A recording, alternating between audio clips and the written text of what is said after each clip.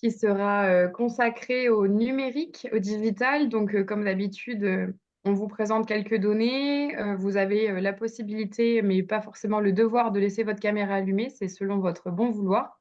La réunion est enregistrée et vous pouvez la revoir et la partager à partir du site internet de la fédération. Et puis, ce soir, une thématique un petit peu particulière puisque on est en visio et on va vous parler du digital et de comment limiter son impact numérique. Donc en attendant Antoine, peut-être Chloé, tu peux nous partager le diapo que vous avez préparé.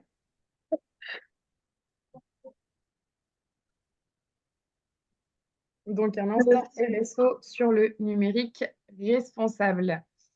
On vous fait un plan très très rapide en 4 parties. On va vous donner quelques éléments de contexte, quelques chiffres pour vous donner une idée de ce qu'est le numérique aujourd'hui en 2024.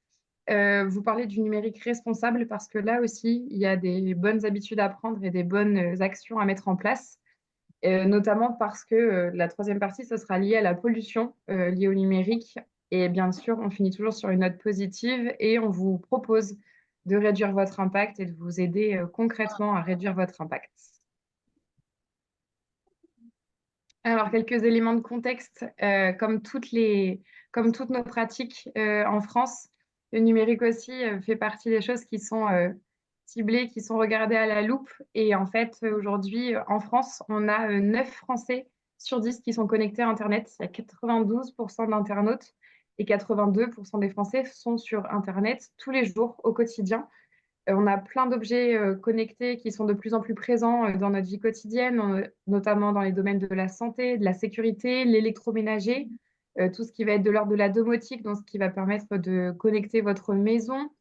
Alors, on observe que dans les usages, il y a un petit peu moins qu'avant de réseaux sociaux, mais il y a de plus en plus de choses qui font appel au numérique, et voilà, notamment les recherches, les applications, les messageries qui deviennent instantanées, qui sont connectées. Et donc, forcément, il y a des enjeux et des déconnexions qui sont difficiles, puisque aujourd'hui, il y a plus de la moitié des gens qui passent plus de 3 heures par jour devant un écran. Donc, on a interrogé des enfants de 12 ans et jusqu'à des adultes de 90 ans. Et les gens sont très, très, très connectés. Donc, on sait voilà, les écrans et le numérique prennent une place incontournable dans notre vie quotidienne. Donc, voilà quelques chiffres. Et on va vous proposer de façon un peu plus interactive d'en avoir d'autres. Alors, Chloé, il va peut-être falloir que tu changes la méthode parce qu'on a la réponse sur la diapo d'après. Il va falloir que tu changes le mode d'affichage. Ah, attends. Là, on voit la diapo Ah oui, suivante, on connaît la réponse. ah oui, t'as le. Oh mince. Tac. Alors, attends. Aïe. Regardez pas, cachez vos yeux, ne regardez pas. Tac, tac, tac. Alors, je vais arrêter le partage et je vais recommencer. Hop. Donc, mettre comme ça.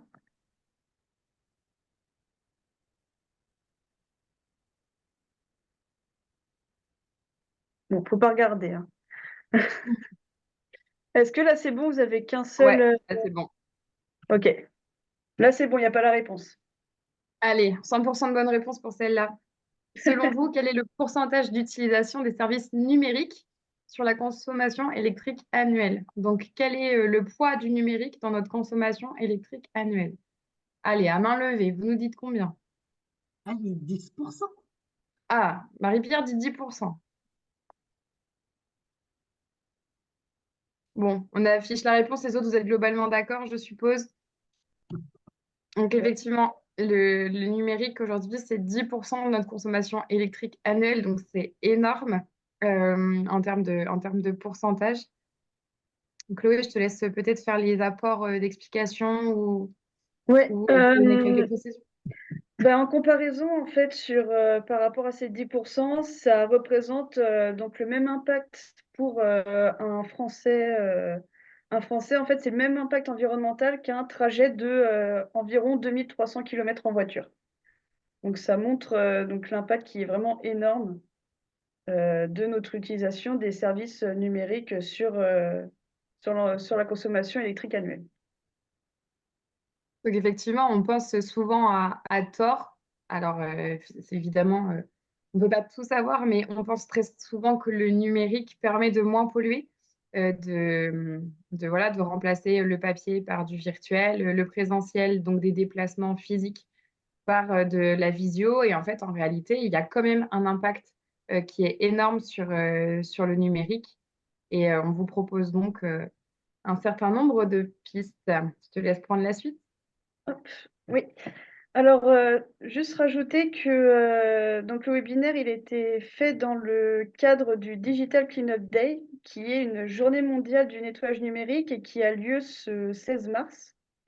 Et donc, l'objectif de cette journée, c'est de sensibiliser la population numérique responsable à travers diverses actions. Et donc, ça a été lancé par l'Institut du numérique responsable et le World Cleanup Day, qui est un organisme français. Donc, déjà, pour remettre dans le contexte, il faut donc définir ce qu'est le numérique responsable. Donc là, on va vous proposer une deuxième petite question pour rendre la présentation un peu interactive et voir vos avis sur ce sujet. Donc, selon vous, quel est le pourcentage des impacts environnementaux que représente l'étape de fabrication des appareils numériques? Donc, pareil, à main levée, selon vous, quel est le pourcentage? 40. Ok, 40. Je dirais 40 aussi. 40 aussi. Hmm. Donc, on part sur 40. Eh bien, c'est 80%. Oui. Oh là là. Parce que faut savoir que la fabrication des équipements, c'est pas uniquement l'assemblage. En fait, ça nécessite également l'extraction de minéraux rares. Et ces minéraux, ils se trouvent donc des pays en voie de développement. Et donc l'extraction se fait avec des méthodes au fort impact écologique. Et il y a également l'utilisation de produits chimiques très polluants et de combustibles fossiles, ainsi qu'une grande quantité d'eau qui sont nécessaires pour la fabrication des appareils numériques. D'où ce pourcentage très important sur l'impact environnemental. Donc, le numérique responsable, c'est quoi? Donc, pour faire simple, c'est une démarche d'amélioration continue qui a pour objectif d'améliorer l'empreinte écologique et sociale liée au numérique. Donc, le numérique responsable, ça a plusieurs avantages. C'est d'abord la réduction de l'impact environnemental, en rendant plus soutenable la production des appareils, l'éco-conception, en favorisant le réemploi et la réparation de nos appareils numériques. Ça a également donc un impact social positif, notamment en permettant de rendre accessibles des services dans des zones reculées ou ce qu'on appelle des zones blanches. C'est également à travers le numérique responsable, c'est également faire des actions contre l'illettrisme numérique. Et c'est également faire des achats éthiques d'équipements numériques. C'est également un levier d'économie financière, puisque des équipements qui auront une durée de vie plus longue et qui pourront s'adapter aux évolutions technologiques permettront en fait tout simplement de se réaliser des économies financières. Et c'est également un levier d'engagement, puisque, par exemple, pour une entreprise engagée dans le numérique responsable, ça peut attirer des personnes, des salariés ou des investisseurs qui souhaitent s'engager avec des entreprises qui travaillent sur le numérique responsable et qui souhaitent réduire leur impact. Donc ensuite, pour la pollution liée au numérique, donc déjà, une petite question. Selon vous, combien de mails sont envoyés par heure dans le monde? Oh là. Donc déjà, on est en milliards, ça c'est sûr. Après, selon vous, combien il y en a environ? 8 à 10. Moi, je dirais 8 à 10. 8 à 10 aussi. 8 à 10 Moi, je aussi? dirais 13 à 15 milliards. Eh bien, c'est 8 à 10 milliards. Voilà. Ils sont envoyés dans le monde par heure. Donc, la pollution liée au numérique, elle se fait par deux biais. Donc, il y a la transmission et il y a le stockage des données. Et donc, ces deux éléments sont liés entre eux. Donc, la première étape, c'est la transmission. Donc, c'est les moteurs de recherche, les mails. Comme on vient de le voir, il y a une quantité énorme de mails qui est envoyée tous les jours dans le monde. Il y a également le streaming qui se développe de plus en plus et les téléchargements et les téléchargements. Et donc, la transmission des données, en fait, elle va se faire via des câbles sous-marins et des antennes relais vers ce qu'on va appeler des data centers qui, eux, vont avoir un rôle de stockage des données. Et en fait, ces data centers sont très, très gourmands en énergie et en ressources. Et ils ont également d'autres effets sur l'environnement, tels que la production de chaleur et également la climatisation qui est très néfaste pour l'environnement puisqu'ils ont besoin d'être refroidis en permanence. Donc, il y a des systèmes de climatisation très importants qui sont installés sur ces data centers. Et il y a également donc, les équipements électriques et électroniques. Donc, il faut savoir que le cycle de vie des équipements, ça représente 79% de l'empreinte carbone du numérique global, ce qui représente lui-même 3% des émissions de gaz à effet de serre dans le monde. Donc, ce chiffre, ça prend en compte 4 éléments. Donc, dans un premier temps, c'est l'électricité qui est nécessaire au fonctionnement des appareils. Dans un deuxième temps, c'est la fabrication des appareils. Troisième temps, c'est la chaîne logistique d'acheminement, donc des matériaux jusqu'au consommateur. Donc, il faut savoir qu'un smartphone ou une tablette fait en moyenne 4 fois le tour de la planète avant d'arriver au consommateur. Et puis la quatrième chose, c'est le recyclage des appareils usagés, qui est aujourd'hui malheureusement peu développé. Et donc une autre chose à savoir, c'est qu'aujourd'hui nos équipements, ils finissent donc dans la plupart des cas dans des décharges à ciel ouvert dans les pays d'Afrique ou d'Asie du Sud-Est, ce qui engendre donc une pollution des sols, de l'air et également des nappes phréatiques dans ces régions, ce qui est une catastrophe écologique importante. Donc maintenant, on arrive sur la partie comment réduire nos impacts. Donc une dernière petite question. Donc selon vous, une simple requête dans le moteur de recherche Google, c'est équivaut à laisser une ampoule allumée pendant combien de temps? 60 minutes. 60 minutes, hein. 60 minutes? Eh bien, vous avez raison. C'est bien ça. Et donc, Surtout que les ampoules, maintenant, ça ne consomme plus rien. Et donc, il faut savoir que en 1 heure, il y a dans le monde environ 180 millions de recherches. Donc, je vous laisse faire le calcul sur la consommation électrique des recherches Google. Donc, comment réduire nos impacts? Donc, pour atteindre la sobriété numérique, il y a plusieurs actions qui sont possibles sur donc, plusieurs domaines différents. Donc, je vais vous présenter les actions pour tout ce qui est les mails, le cloud, les visioconférences, les équipements numériques, les moteurs de recherche et les réseaux sociaux. Donc, pour les actions possibles pour réduire les émissions liées aux mails, dans un premier temps, donc, réduire le nombre de mails tout simplement et de destinataires pour n'envoyer des mails que des mails uniquement essentiels. En fait, c'est vraiment retourner à l'essentiel et arrêter d'envoyer des mails qui pourraient tout simplement qui ne seraient pas nécessaires. C'est également transmettre les documents plus volumineux sur des supports externes. Par exemple, il y a une plateforme sur Internet qui s'appelle Fileware qui permet justement de transmettre des documents de façon plus simple à travers des liens qui durent 2 jours et une fois les liens téléchargés, ben, ils se suppriment automatiquement. Et donc, ça permet d'éviter du stockage de documents volumineux dans les data centers. Et également vider régulièrement sa boîte mail pour éviter le stockage de mails inutiles. Ensuite, concernant le cloud, donc là, il y a 2 actions, on vous recommande 2 actions. Donc, c'est dans un premier temps ne stocker que les documents importants. Et ensuite, utiliser un service de cloud responsable. Par exemple, il y a le cloud OVH qui existe. Ensuite, pour ce qui est des visioconférences, donc dans un premier temps, la première action c'est de réduire le nombre de participants.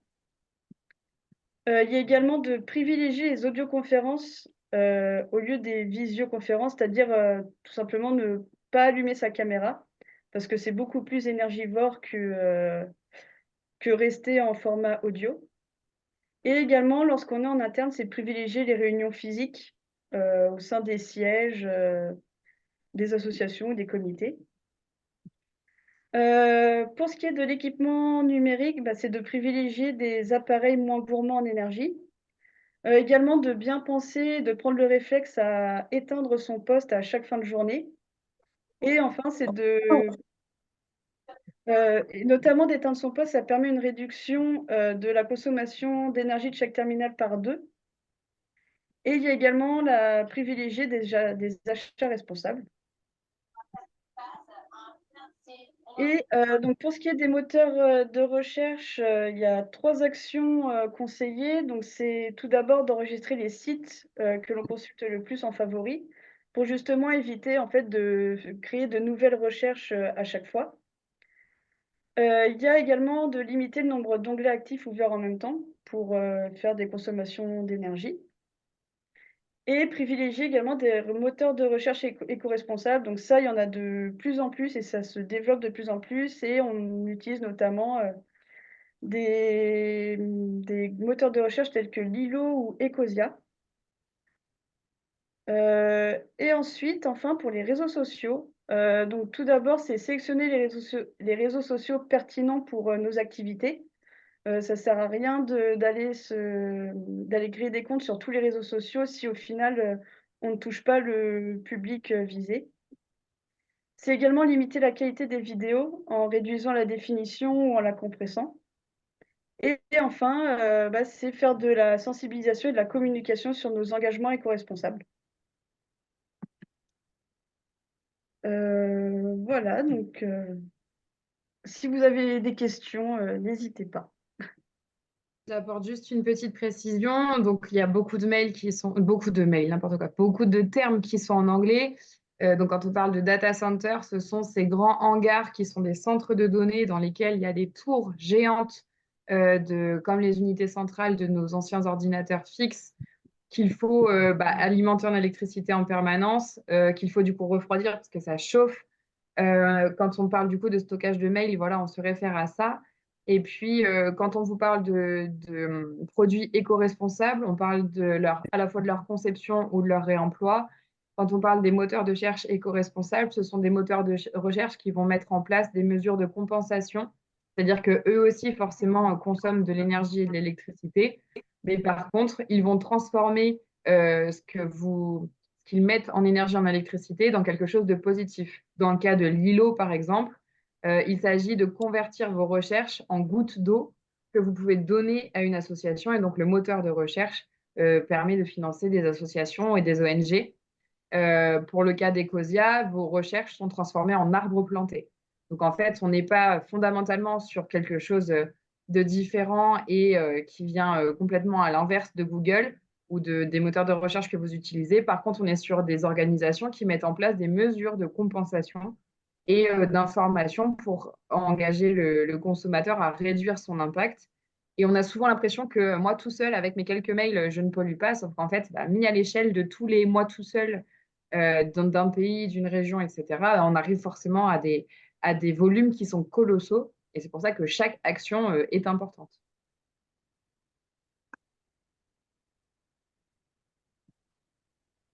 Est-ce que vous avez des Pour la questions? formation, j'aurais juste une question, mais qui ne touche pas la FSF. Euh, Est-ce qu'on a une idée des mesures des mesures ou des incitations sur le plan national, hors FSF, je parle, pour réduire justement l'impact du numérique? Parce qu'aujourd'hui, dès qu'on demande un renseignement, on nous dit envoyer un mail, renficher un fichier. On est dans le numérique à toutes les doses. y compris d'ailleurs quand on va faire nos courses, puisque on nous dit il n'y a plus de ticket de caisse, mais utilisez votre smartphone. Et est-ce qu'il y a des orientations au niveau gouvernemental ou pour inciter à revenir ou à limiter justement ces impacts et ces utilisations? Alors, sur certaines, tu évoquais notamment les supermarchés les supermarchés ou les commerçants qui n'impriment plus de tickets de caisse. En fait, il est maintenant uniquement sur demande. C'est-à-dire que comparativement à la quantité de tickets qui étaient émis et qui étaient inutiles, ceux qui en font la demande ont forcément un impact et un bilan carbone numérique qui est moindre que si on avait produit ce papier, qu'on avait imprimé ces tickets, etc. Donc, l'orientation, elle est faite sur la marge du plus grand nombre. D'accord. Pour ce qui est toujours des supermarchés, par exemple, le fait de ne plus avoir de catalogue papier, ben, c'est le même principe. C'est qu'au lieu d'en distribuer 1 million pour 10 personnes qui vont le lire, les 10 personnes qui vont le solliciter, forcément, le stockage et le transfert de ce fichier par voie numérique a un impact moins grand que la distribution, le transport, l'imprimerie des catalogues papier. Les orientations gouvernementales, aujourd'hui, elles sont faites à l'échelle du plus grand nombre. Il n'y a pas forcément d'incitation individuelle explicite en dehors des idées qui vont être véhiculées par les associations, par le fait sur les plans industriels et commerciaux notamment. Merci. Alors, moi, j'aurais une question. Oui. Si par exemple, je voudrais arrêter de regarder Google ou enfin bref, je m'arrête. Et est-ce qu'il vaut mieux que je le mette en veille, sachant que je vais me reconnecter dans 1 heure? Est-ce qu'il vaut mieux que je me mette en veille ou que j'éteigne complètement l'ordinateur et quitte à le remettre en route dans 1 heure? Et quel est l'impact entre le mettre en veille, le remettre, relancer tout? Quelle est la meilleure solution? La moins impactante, en fait.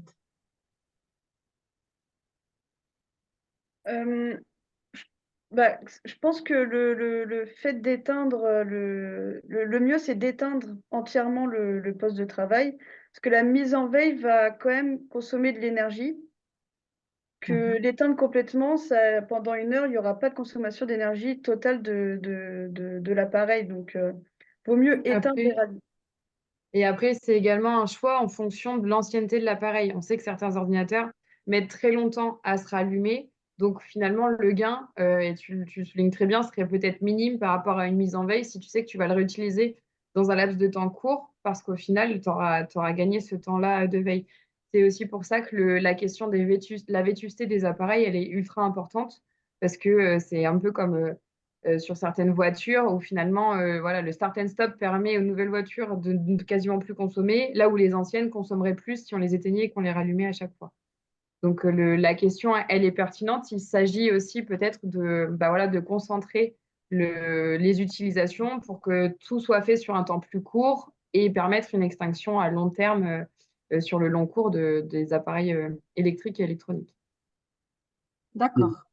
Et dernier point, tu disais que tu faisais une recherche Google et tu t'arrêtais 1 heure.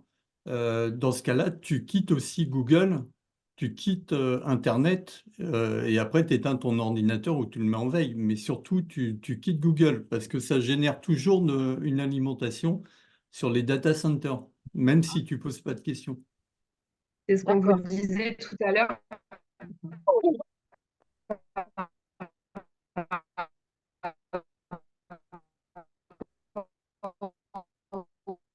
Voilà. Chloé, ton micro, il bug. Onglet actif, on ne s'en rend pas forcément compte, mais en fait, quand un onglet est actif sur votre écran de données en arrière-plan, c'est ce qui fait aussi que parfois vous m'entendez? Oui, Oui, c'est bon maintenant. Vous êtes toujours là? Oui, c'est bon. Oui. Ok. Je disais le nombre d'onglets actifs, c'est le principe d'avoir des données qui passent en arrière-plan et qui font que parfois vos ordinateurs ont du mal à fonctionner parce que on génère encore et encore des données. Donc l'idée de garder un seul onglet actif, c'est celui sur lequel on est à l'instant T. D'accord.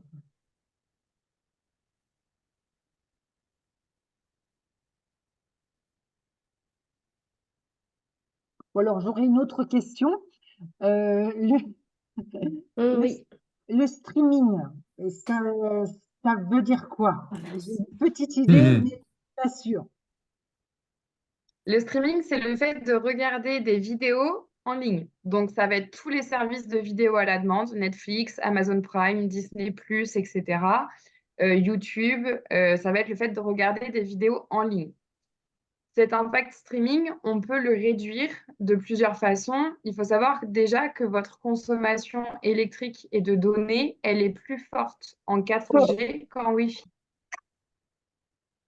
Donc, il vaut mieux privilégier une connexion Wi-Fi à une connexion 4G quand vous êtes dans un espace qui le permet. Et il y a une deuxième solution qui est de télécharger les vidéos, souvent sur les services de streaming à la demande, type voilà, Netflix, Amazon Prime, etc. On a la possibilité, quand on est utilisateur, de télécharger la vidéo pour la regarder hors connexion. C'est ce qui consomme le moins de données. Donc, il vaut mieux privilégier un téléchargement à un visionnage en ligne et il vaut mieux privilégier une connexion Wi-Fi à une connexion 4G. D'accord, merci.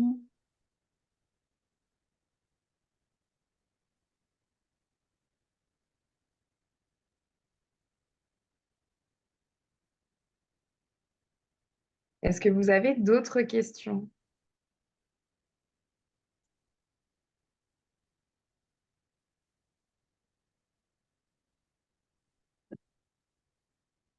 Non, vous avez répondu à tout. Je ne sais pas si Brigitte est toujours là, mais on n'aura pas fait dans la longueur. Elle va être à l'heure pour la La CMP. question reste d'arriver aux assises. C'est-à-dire, Comment? On aura eu le temps d'assimiler. ah Ah oui, oui, ben, avec grand Ce n'est pas plaisir. du tout négatif ce que j'ai dit. C'est qu'on aura eu le temps de s'en imprégner et de pouvoir échanger lors des assises. Oui, voilà, tout à volontiers. fait. On te En revoit fait, sur l'atelier RSO des Assises alors. Oui, Et d'ailleurs, il y a un atelier ici, il me semble bien. oui, oui. Ben tout oui, à tout à fait, fait, oui. tout à fait.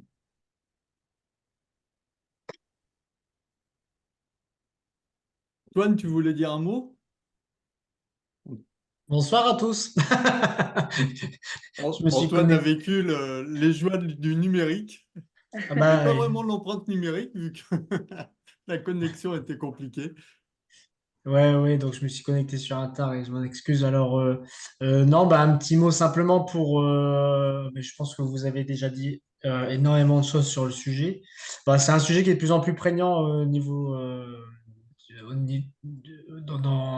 de la société en général, hein, puisque bah, le numérique est partout. Et c'est vrai que on a profité, donc c'est sur une idée de Rachel de profiter de cette journée pour vous proposer cet instant RSO avec cette thématique. Donc euh, là, le sujet est très vaste. Bon, là, dans le même temps, je suis en train de lire le baromètre du numérique. Et on pourrait le partager aussi, je pense. Enfin, il y a certains chiffres qui sont, peut-être pas tous, mais certains chiffres qui sont assez intéressants. Et je crois aussi que ce genre de visio, de webinaire peut aussi vous aider, vous guider dans vos structures ou dans vos associations pour tendre vers pour améliorer en fait vos pratiques, hein, vos pratiques ou vos process numériques. Mais il y a beaucoup à faire, hein, et il y a beaucoup à faire, et surtout, c'est ce qu'on s'évertue à dire, c'est que c'est finalement beaucoup de bon sens, tout ça. Donc voilà, si on veut limiter son empreinte individuellement sur le sujet, c'est du bon sens, c'est-à-dire effectivement les appareils juste en veille avec des onglets, une dizaine d'onglets ouverts, bah, c'est pas possible. Il faut essayer d'avoir des approches bien plus résilientes et bien plus convenables. Et puis voilà, donc je n'ai pas beaucoup d'autres choses à dire. Je vais pas refaire le webinaire, mais en tout cas, on avait déjà travaillé dans le passé, hein, on avait déjà fait un webinaire de ce type il y a 2 ans, il me semble. C'était il y a 2 ans au tout début des rencontres éco-responsables. Et ça avait déjà pas mal interpellé les participants, parce qu'effectivement, on est un peu happé, chacun, même moi, hein, on est tous happés par toutes ces démarches en ligne, hein, qui sont devenues quasiment incontournables, hein. Et ah bah voilà, le baromètre, super. Et toutes ces démarches en ligne, tant pour le quotidien que vis-à-vis de l'administration française en général, c'est vrai elles jalonnent vraiment notre quotidien. Et c'est un peu dans ce sens-là aussi qu'on voulait vous sensibiliser sur votre impact et notre impact en général sur ces sujets-là, sur ce sujet-là en particulier. Et ensuite, il y a quand même faut jamais, je pense qu'on pourrait aller encore plus loin dans un prochain webinaire pourrait faire le travail sans doute. C'est de pouvoir accompagner celles et ceux qui sont vraiment éloignés de la pratique numérique, si on peut l'appeler comme ça. Et on sait que, enfin, moi, j'ai dans mon entourage très proche le cas où des personnes sont totalement désemparées parce qu'en fait, eh ben, il y a un vrai fossé qui s'est fait, qui s'est creusé entre des non-pratiquants ou des novices et puis des gens un peu plus confirmés ou experts sur le sujet. Donc, bah voilà, on vous présente un peu ce baromètre, hein, qui nous a un peu aidé aussi à étayer les propos de ce soir. Et donc, bah, les Ce que tu chiffres, disais, c'est là. voilà, c'est ça. Les inégalités s'accentuent. On en parle souvent. Il y a eu un partenariat qui a été fait à la fédération avec Silver Geek, qui est une association justement qui lutte contre la fracture numérique entre la génération la plus ancienne et les suivantes. Et voilà, il y a beaucoup de gens, de retraités et de non-diplômés qui sont en difficulté pour maîtriser le numérique. Et c'est exactement ce que tu disais tout à l'heure, Didier, c'est que dès qu'on pose une question maintenant, on se réfère au numérique. Il faut envoyer un mail, il faut aller regarder sur le site, etc. Et en fait, on ne se rend pas compte qu'on laisse aussi parfois du monde sur le bord de la route parce qu'ils n'ont pas cette maîtrise-là. Donc, il y a à la fois les bonnes pratiques, mais aussi les pratiques qu'il faut développer parce qu'elles sont bonnes pour la société. Et c'est vrai qu'on a à la fédération, je pense on pourrait très bien être force de proposition pour mettre en place un petit peu une espèce de démarche d'accompagnement pour celles et ceux qui sont éloignés, parce que même nous, à la fédération, le numérique, enfin, on ne passe pas à côté du numérique, hein, vous le savez, et tout va s'accentuer, je pense, dans les mois à venir aussi. Donc, voilà, il faut que ce fossé se réduise enfin, en tout cas, et, et tout faire pour qu'il ne se creuse pas davantage. Déjà, ce serait déjà une bonne chose. On a des associations qui proposent des activités justement sur le numérique destinées aux seniors, hein. Mais d'ailleurs dans les deux sens, hein, pour utiliser le numérique, mais pas pour ne pas tomber aussi dans les arnaques Oui, qui prolifèrent à tout va, quoi. tout à fait. Oui, complètement. Et puis, il y a aussi tout le versant, le numérique a aussi amené tout le versant e-sport et réseaux sociaux. En tout cas, pratique connectée. Il est important de prendre notre part de responsabilité dans la prévention des addictions, dans la prévention des comportements dangereux, dans la prévention contre la sédentarité, l'obésité, hein. Je vous le disais en introduction, on a plus de la moitié de la population qui passe au moins 3 heures par jour devant un écran, c'est énorme. Donc forcément, on a notre part de responsabilité là-dedans et ça fait partie des choses qui sont à véhiculer, voilà, à éduquer pour la plus grande partie de nos licenciés.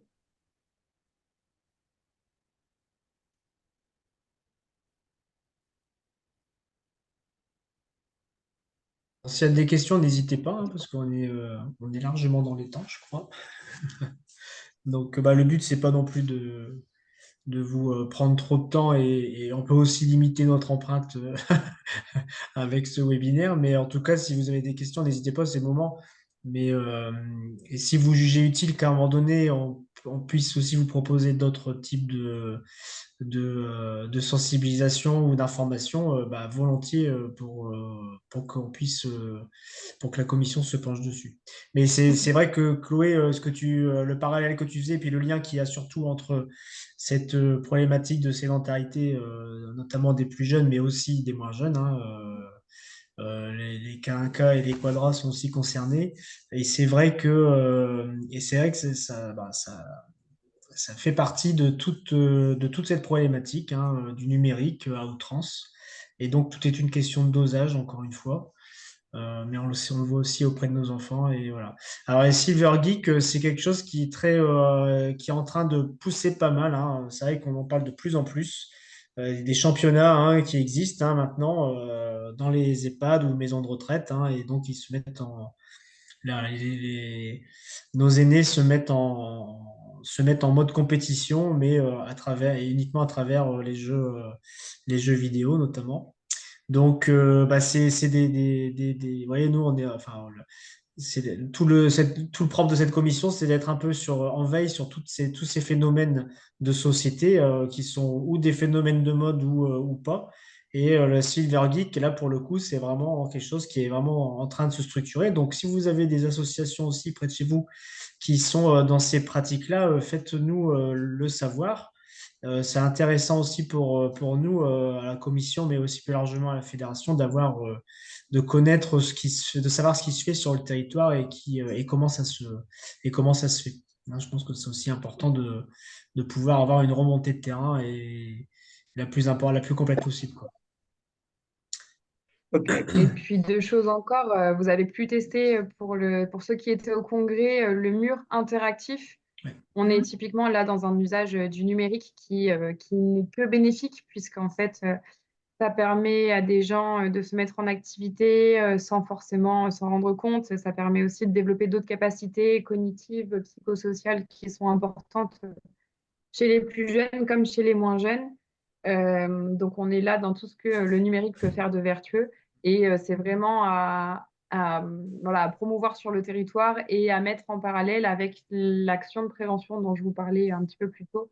C'est toujours la bonne occasion pour rappeler que si 62% des Français jouent aux jeux vidéo, pour autant, il y a aussi 45% des Français qui sont en surpoids. Donc, c'est très, très important de prendre notre part là-dedans. Et puis, vraiment partir du principe, comme à chaque fois, on vous présente plein, plein de choses, on vous donne plein de chiffres, plein de pistes d'action, faire les choses petit à petit, faire le tri dans ses mails, quand on en a 5000 dans sa boîte, et ben, c'est déjà les prendre un par un et se dire, OK, ça c'est pour acheter, c'est des choses dont j'ai pas besoin, ou c'est pour acheter trop souvent, je me désinscris et vous allez voir que vous allez en recevoir déjà beaucoup moins. Et petit à petit, vous ne recevrez que l'essentiel et ça fait du bien aussi mentalement quand on est très très chargé comme vous l'êtes, comme vous et nous. Ça fait du bien aussi d'avoir un petit peu moins de mails à lire de temps à autre dans sa boîte mail. Tout à fait. Et c'est d'autant plus vrai quand on a plein de casquettes qui s'empilent dans nos responsabilités respectives. Et c'est vrai que là aussi, c'est quelque chose qu'on avait déjà présenté, mais peut-être en avez-vous parlé, je ne sais pas. Mais on a, on incite pas mal aussi les comités, mais aussi les organisateurs de manifestations ou même les associations de se doter d'outils de travail collaboratif pour justement limiter les envois de mails intempestifs ou les envois de mails pour juste un mot ou une phrase. Alors, on prêche la bonne parole, mais je vous avoue des fois, on a envie de se taper sur les mains en se disant c'est pas bien ce qu'on est en train de faire parce que c'est ce qu'on fait.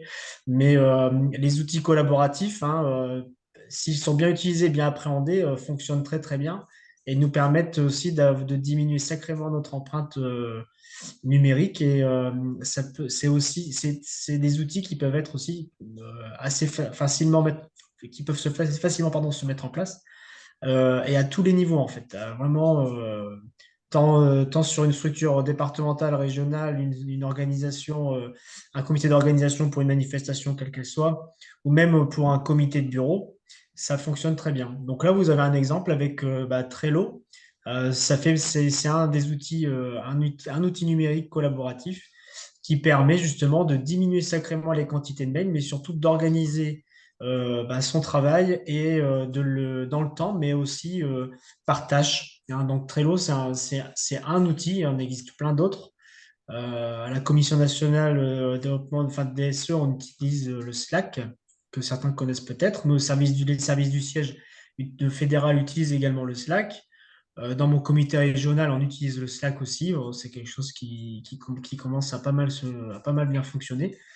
Alors, il y a une petite nuance, c'est que là, on utilise pour l'instant des versions gratuites, mais bon, ça nous pose des petits soucis de mémoire en termes de mémorisation des différents sujets qui sont traités ou des pièces des pièces qui sont déposées ou qui sont communiquées. Donc, il faut passer sur des versions payantes. Hein. À un moment donné, ça devient nécessaire. Donc, voilà. Ça, c'est le petit hic, mais en tout cas, on peut s'essayer gratuitement sur un outil de ce type, assez facilement, assez aisément. Et voilà, pour me répéter, quel que soit votre degré d'implication ou le niveau de l'organisation, structure, association ou comité d'organisation, ça peut très bien fonctionner, quoi. Et ça limite vraiment, vraiment, vraiment la multiplication des mails avec des boîtes mails, comme je les appelle, qui sont complètement inondées et noircies de mails des fois. Et on a des fois beaucoup de mal à retrouver le sujet d'origine. Hein. Des fois, et même ça se perd. Mais aussi quand on fait des transferts de mails, vous savez, ces fameux transferts, où parfois les pièces jointes se perdent. Le fait d'avoir un outil collaboratif en ligne, ça évite justement la perdition des pièces. Et surtout, avec les outils collaboratifs, on peut les classer et on peut les hiérarchiser, tant par tâche que dans le temps. Donc, c'est vraiment quelque chose d'intéressant que vous pouvez mettre en place très, très facilement. Là aussi, je pense que ça me donne l'idée, on pourrait très bien travailler à une fiche pratique auprès de avec la Commission nationale pour vous aider à appréhender ce genre d'outils Oui, collaboratifs. et Slack, vous l'écrivez comment? Je le mets dans le chat. SLACK. ACK. D'accord. Le Slack, oui.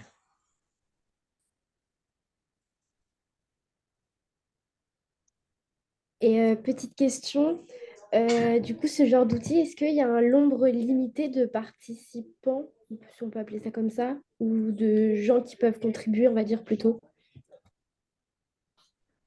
A ou priori, non? non. Ok, Non, je crois Non. pas. Je crois pas. Par contre, il y a un temps limité de mémoire. Sur Slack, c'est 90 jours Mm. de mémoire pour la version gratuite. Sur Trello, par d'accord. contre, moi, je ne suis pas encore arrivée au bout de tout le stockage du gratuit. Ok, merci beaucoup.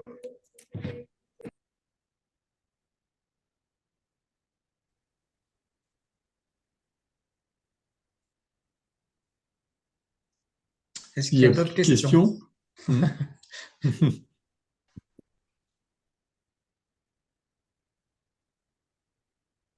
On va garder les prochaines questions pour les assises. Ah bah dis donc. Exactement. Vous avez bien raison. On va être gâtés.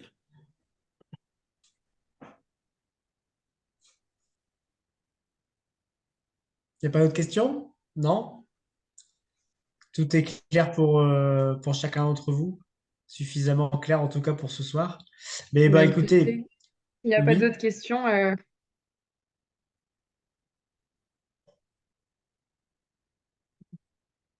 vas-y Chloé, Mm. j'ai pas beaucoup de réseau. Pas de soucis. Ouais. Aïe. Chloé Je aussi. Hein. disais que si vous avez... ouais.